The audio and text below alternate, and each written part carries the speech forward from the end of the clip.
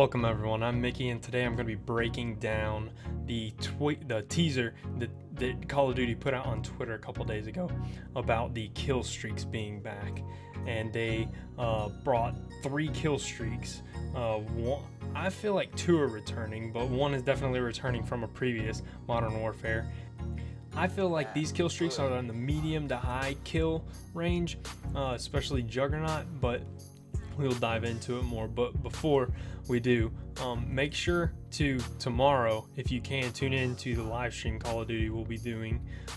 It is the premiere for multiplayer, the world premiere. So after that, follow me on Twitter so you can stay up to date on when I'm going to be uploading these, because I'm going to be uploading breakdown videos. I don't know how much they're going to reveal. I might be doing a video every day for the next couple days.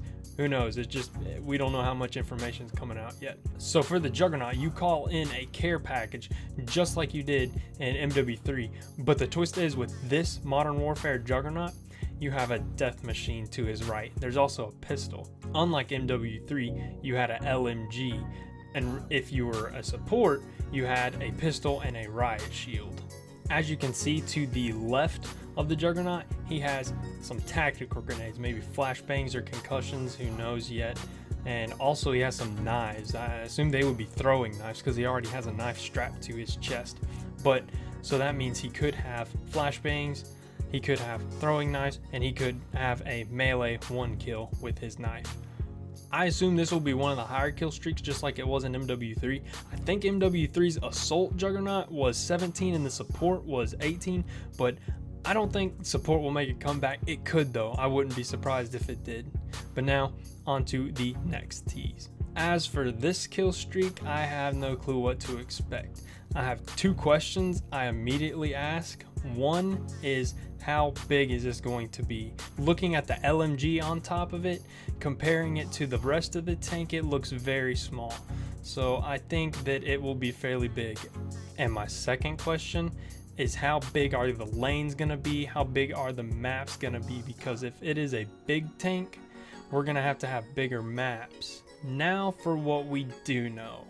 It does say manned, so it's gonna be something like our assault drone from MW3, and we got a minute to pilot that, and that was I think it was only a 10 kill streak, so we'll see. And now to the Mantis, it is, it can be you don't have to man that all the time. And I think they put manned there specifically because, as you can see, there is the LMG on top, but below it they still have a cannon.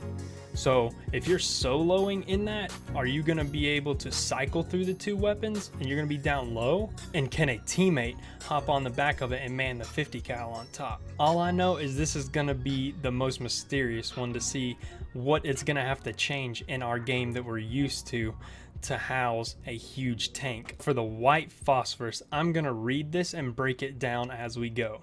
White phosphorus.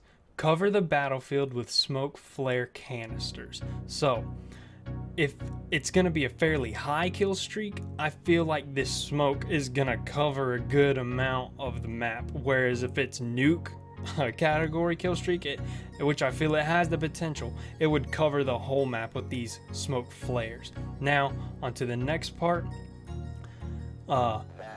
That will disorient the enemy. I know it can't be the whole map being disoriented, because that just wouldn't be good. A bunch of people running around concussed or flashbanged.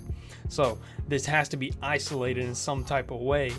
I feel like it will be like the napalm strike from Black Ops 1, where you pick your XY axis where that napalm's gonna strike at, and then it leaves the fire residue behind that people can walk into and get burned after the initial strike. So if we read that all together, cover the battlefield with smoke flare canisters that will disorient the enemy and burn any that wander too close.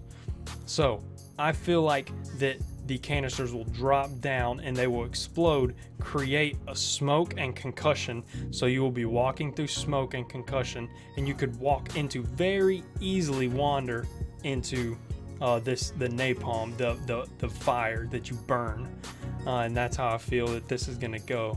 And I feel like this one is only gonna be a 10 kill streak. I don't think it's gonna be any higher, maybe a little lower. I think is going to be where our normal lightning strike and hailstorms are, maybe a little bit above, just because of that extra burn and concussion that it can also cause when you call that strike in. So there are two things that make or break a Call of Duty game.